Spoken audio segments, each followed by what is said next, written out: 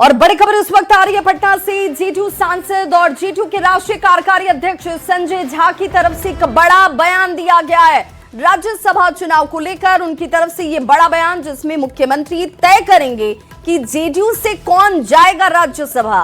बिहार की 5 सीटों के लिए चुनाव जो है होने वाले हैं और इससे लेकर ये 5 सीटें एनडीए के खाते में आएंगी। संजय झा ने यह जरूर कहा कि इन सीटों पर कौन जाएगा राज्यसभा ये तय सिर्फ और सिर्फ नीतीश कुमार करेंगे, बिहार के मुख्यमंत्री करेंगे।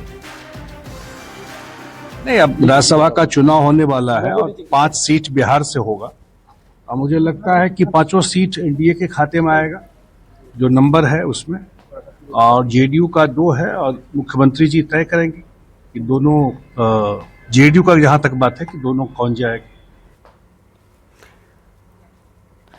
तो बिहार से 5 सीटें, इन 5 सीटों की बात उन्होंने कही कि एनडीए के पास ही ये 5 सीट होंगी और उनमें से 2 सीटें जेडीयू की हैं और इन 2 सीटों पर फैसला अगर किसी की तरफ से होगा तो मुख्यमंत्री नीतीश कुमार की तरफ से होगा। बिहार में क्या एक बार फिर से एआईएमआईएम में बड़ी टूट होगी? इस बार ओवैसी के विधायक उनसे नाता तोड़कर जेडीयू में जाएंगे क्या? इस बात की चर्चा बिहार के सियासी गलियारे में बेहद तेजी से चल रही है, जिस पर एआईएमआईएम के विधायक मुर्शीद आलम ने कहा कि हमारे विधायक नीतीश कुमार के संपर्क में नहीं है। बल्कि ओवैसी ने यहां तक कहा था कि नीतीश कुमार अगर उस गठबंधन को छोड़कर इधर आते हैं तो पूरा समर्थन रहेगा। वहीं सटकल पर अख्तरुल ईमान ने शायराना अंदाज में जवाब दिया और कहा कि पिछली बार गए थे हमें छोड़कर, क्या हश्र हुआ सभी ने देखा।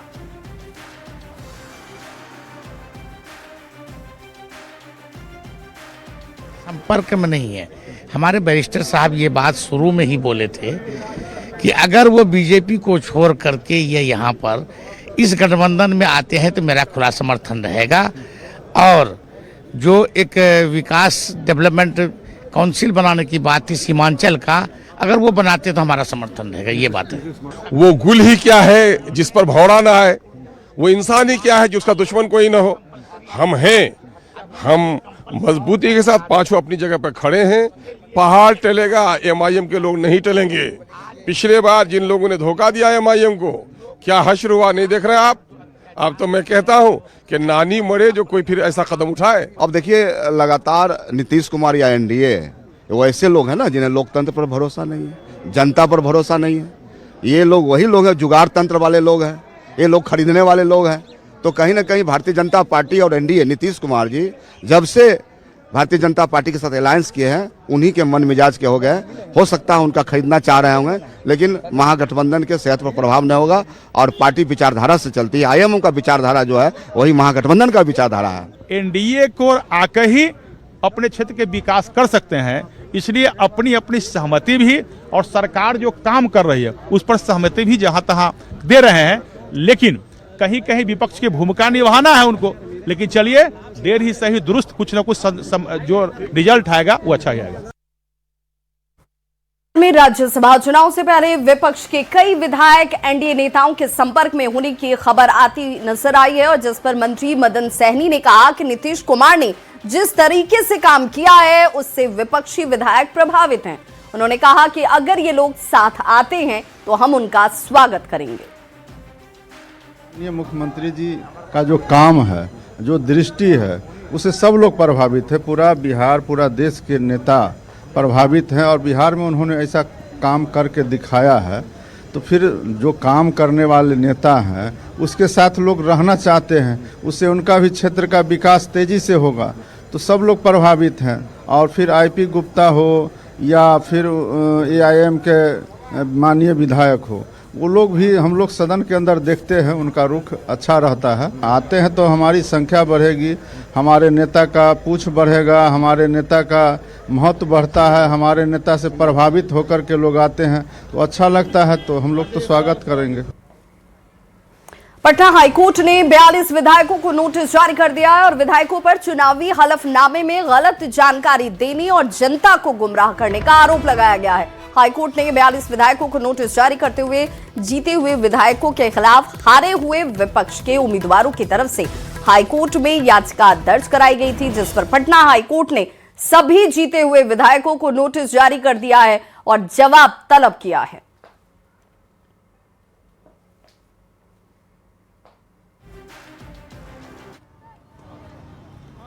अचानक से खबर चला है तो हमको इसमें देखिए कि इलेक्शन पिटीशन द्वारा जो है 40 से ज़्यादा जो है विधायकों के ऊपर जो है मामला दायर किया गया है माननीय उच्च न्यायालय में, जिसमें कि कुछ विधायकों को नोटिस दिया जा चुका है, कुछ को अभी देना बाकी है जो दिया जाएगा। जिसमें मेन मामला जो है 10-10 हज़ार करके जो बिहार का स्कीम था, उसके तहत जो महिलाओं को 10-10 हज़ार रुपये करके देना था, उसी के तहत उन लोगों को दिया गया था। और इसमें जो है बिहार के विधायकों को जो है इसमें लपेटा गया है, जिसको लेकर के मामला दायर किया हुआ है माननीय उच्च न्यायालय में। कि वोट चोरी हुई है ये आम आवाम जानती है, और चुनाव आयोग जिस तरह से ईवीएम का खेला किया है ये आम आवाम जानती है। वोट महागठबंधन को मिला है, रिजल्ट मिल रहा है एनडीए को, तो इसलिए कानून का शरण लेंगे और कानून जो कहेगा वो हम लोग मानेंगे। अज्ञानी लोगों ने इलेक्शन पिटीशन डाला है, दूध का दूध पानी का पानी हो जाएगा। हाई कोर्ट में इसका मुकम्मल जवाब देंगे, चिंता मत करिए। Thank you sir. ये जो विपक्ष का जो आरोप है ये निराधार है, सच से परे है। अदर स्टेट में आप जाएंगे देखेंगे कि चुनावी मुद्दा, चुनावी एजेंडा जो होती है, सरकार परिवारों को, गरीब परिवारों को, या अपने जो वोटर्स होते हैं, या अपने समाज के जो लोग होते हैं, या अपने क्षेत्र के जो लोग होते हैं, या अपने प्रदेश के लोग होते हैं, ऐसे योजना लाती है जिसको सबके लिए होता है। ऐसा नहीं कि हम लोग 10,000 रुपया सरकार ने दी तो उन लोगों को पैसा नहीं मिला। पैसा सब पार्टी, सभी समाज के सभी वर्गों को मिला। हमारे साथ पटना हाईकोर्ट के सीनियर एडवोकेट शशि भूषण मंगलम जी हैं। मंगलम जी, लगभग 42 विधायकों को पटना हाईकोर्ट ने नोटिस जारी किया है, क्या पूरा मामला है? मामला उनके द्वारा जो शपथ पत्र दिया गया है अपने नॉमिनेशन के साथ, उसमें उनके द्वारा अब तथ्यों को छुपाया गया है। कुछ लोगों के द्वारा संपत्ति छुपाई गई है, कुछ लोगों के द्वारा अपना आपराधिक इतिहास छुपाया गया है, कुछ लोगों के द्वारा अपना बैंक बैलेंस छुपाया गया है। जो माननीय सर्वोच्च न्यायालय के आदेश के आलोक में निर्वाचन आयोग द्वारा जो परिपत्र जारी किए गए थे, उसमें उनको हर चीज़ की जानकारी देनी थी, लेकिन उनके द्वारा छुपाया गया है। और इस तरह उन लोगों के द्वारा जनता को गुमराह कर वोट लिया गया है। यही मामला 42 विधायकों के खिलाफ माननीय पटना उच्च न्यायालय में जो कुछ हारे हुए प्रत्याशी हैं उनके द्वारा अथवा किसी मतदाता के द्वारा लाया गया है।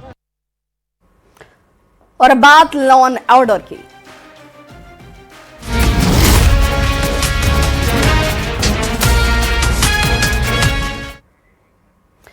बेगूसराय से बड़ी खबर, जहां हिंदू लड़की से गैंग रेप की कोशिश की गई है। 4 मुस्लिम युवकों पर इस गैंग रेप का आरोप लगा है, जिसमें उनकी तरफ से प्रयास किया गया गैंग रेप करने का। खेत में ले जाकर रेप की कोशिश की गई।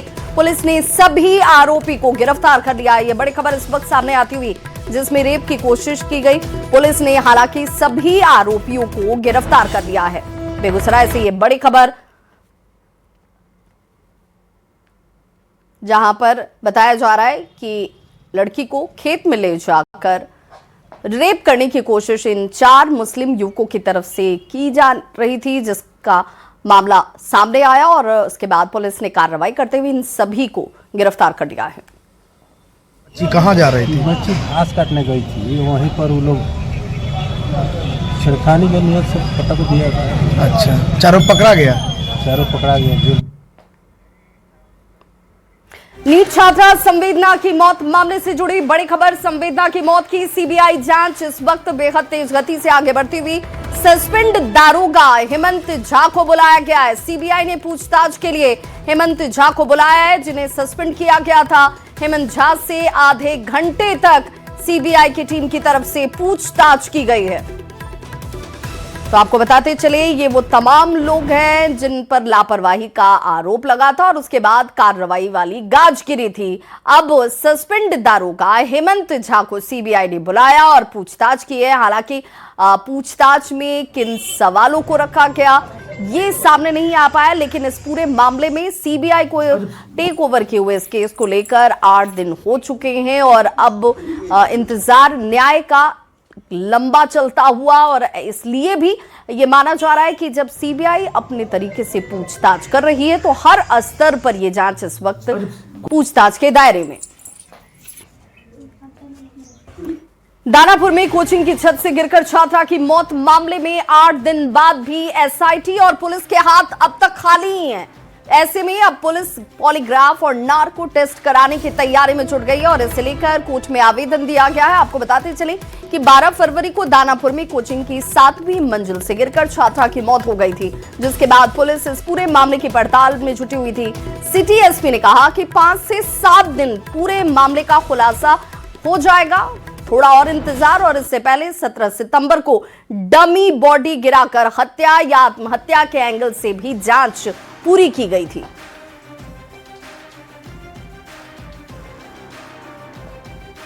और 4 इसमें जो पुतले थे वो लगभग जो मृतका थी उनके वजन के आसपास जो एफएसएल द्वारा दिशा निर्देश दिए गए थे उसके आलोक में गिराए गए थे।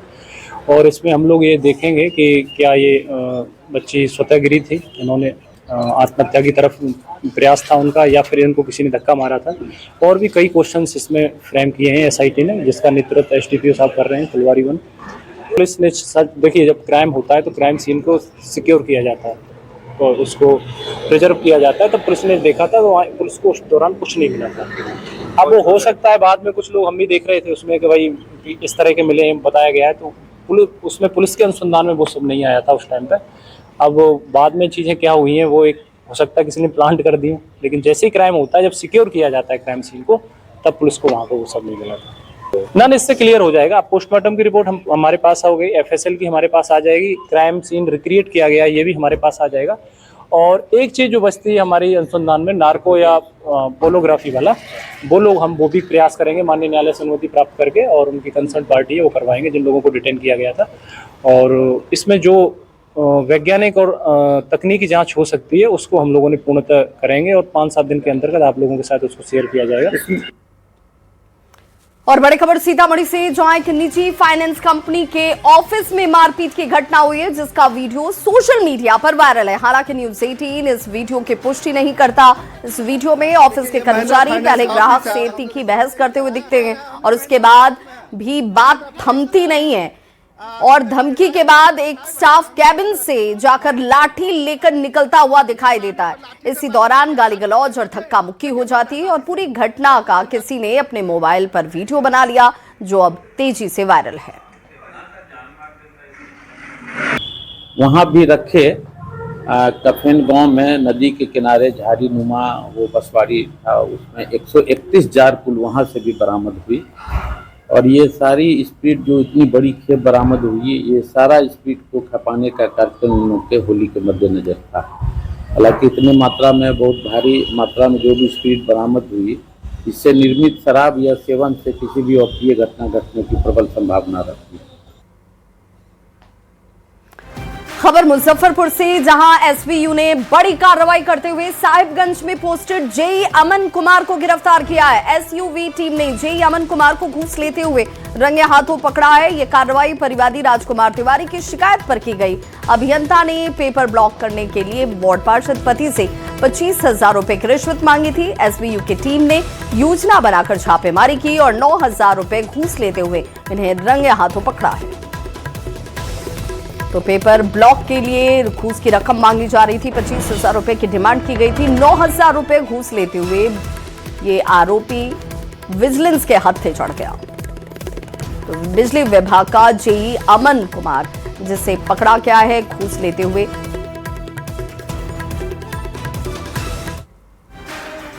छपरा में बेखौफ अपराधी लगातार लूट और चोरी की घटनाओं को अंजाम दे रहे हैं। ताजा मामला डेरनी का है, जहां चोरों ने एटीएम से 25 लाख रुपए के कैश की चोरी कर ली। ये गिरोह हाल के दिनों में आधा दर्जन एटीएम चोरी की घटनाओं को अब तक अंजाम दे चुका है। घटना के बाद डीआईजी ने दावा किया कि जल्द ही गिरोह को पकड़कर लूटे गए पैसे भी बरामद किए जाएंगे।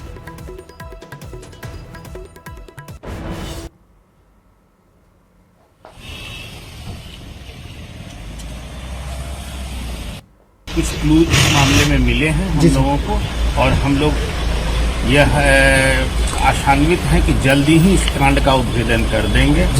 हम लोगों ने बड़ी माइन्यूटली ऑब्जर्व किया है। और अब नजर डालते हैं देश दुनिया की खबरों पर।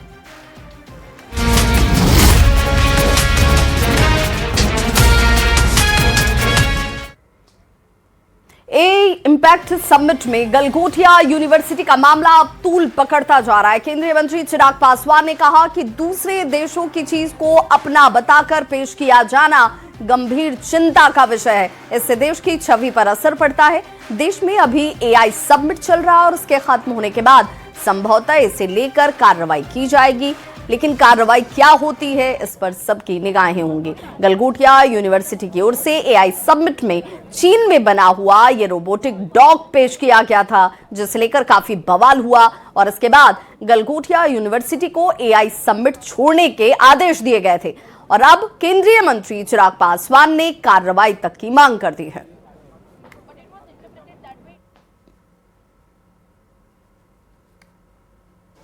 उन्होंने कई शब्दों से खेलने का प्रयास किया कि गलत तरीके से कहा गया, गलत तरीके से समझा गया, पर एक बाहर किसी दूसरे देश की चीज को भारत में जब एआई समिट हो रहा उसमें इस तरीके से लाना, मैं समझता हूँ ये चिंता का विषय है। बहरहाल फिलहाल अभी ये समिट चल रहा है, इसके बाद क्या कार्रवाई करनी चाहिए, जिस तरीके से दुनिया के सामने कहीं ना कहीं एक गलत छवि में हमारे देश को प्रस्तुत करने का प्रयास किया गया, उस पर क्या कार्रवाई होगी, मुझे लगता है जल्द इसको भी सरकार तय कर लेगी। लखनऊ में सियासी हलचल के बीच एक बेहद अहम मुलाकात हुई। उत्तर प्रदेश के मुख्यमंत्री योगी आदित्यनाथ और आरएसएस प्रमुख मोहन भागवत के बीच करीब 40 मिनट तक चली इस बंद कमरे की बैठक ने राजनीतिक गलियारों में चर्चाओं को तेज कर दिया है। सूत्रों के मुताबिक इस बैठक में 2027 के विधानसभा चुनाव की रणनीति की नींव के तौर पर इसे देखा जा रहा है। चर्चा है कि बैठक में अवैध घुसपैठियों, घर वापसी जैसे संवेदनशील मुद्दों पर विचार विमर्श भी हुआ है। इसके साथ ही संघ, संगठन, पार्टी और सरकार के बीच बेहतर समन्वय को लेकर भी मंथन किया गया। राजनीतिक जानकारों का यह मानना है कि यह मुलाकात केवल औपचारिक नहीं है, बल्कि आने वाले वक्त की रणनीति और दिशा दोनों को तय करने वाली बैठक है।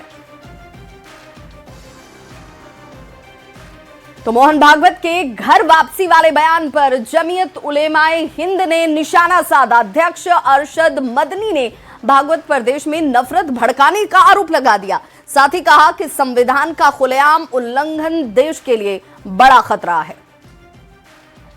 जो 70 साल में कहने वाले लोग पैदा नहीं हुए थे, आज खड़े होकर के कह रहे हैं कि हम 20 करोड़ मुसलमान और 6 करोड़ क्रिश्चियनों को अपने घर वापस लाएंगे। यानी 20 करोड़ मुसलमानों को हिंदू बनाएंगे कि सिर्फ उन्होंने अपनी मां का दूध पिया है, किसी और ने नहीं पिया। और अब खबरें कारोबार से जुड़ी हुई।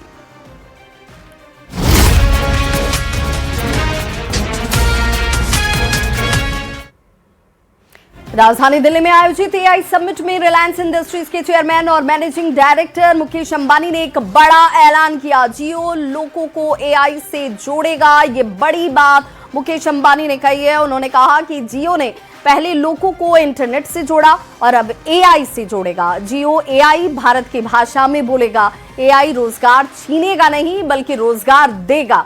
ये बड़ी बात मुकेश अंबानी ने एआई समिट में कही है। 7 साल में रिलायंस 10 लाख करोड़ निवेश करने वाला है। इंटेलिजेंस की कीमत भी कम होगी। जियो इंटेलिजेंस से इंफ्रास्ट्रक्चर का निर्माण होगा। जामनगर में मल्टी गीगा डेटा सेंटर बन रहा है। रिलायंस और जियो से बात साबित करेगा कि एआई नौकरियां लेगा नहीं, बल्कि एआई से नौकरियां लोगों को हासिल होंगी। On behalf of the Reliance Group and Geo Intelligence, I want to make 3 announcements. Announcement 1. Geo connected India to the internet era. Geo will now connect India to the intelligence era. We will deliver intelligence to every citizen, every sector of the economy, and every facet of social development and every service of government. Geo will do so with the same reliability, quality, scale, and extreme affordability that transformed. और अब खबरें खेल जगत की।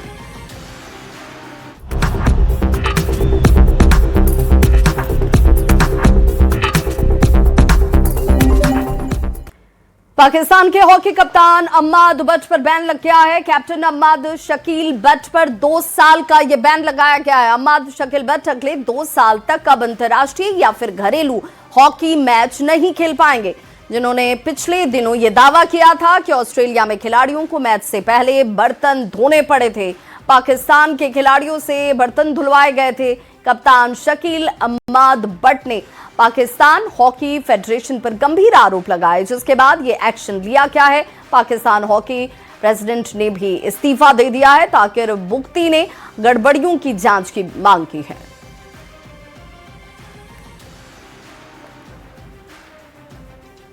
और अब बात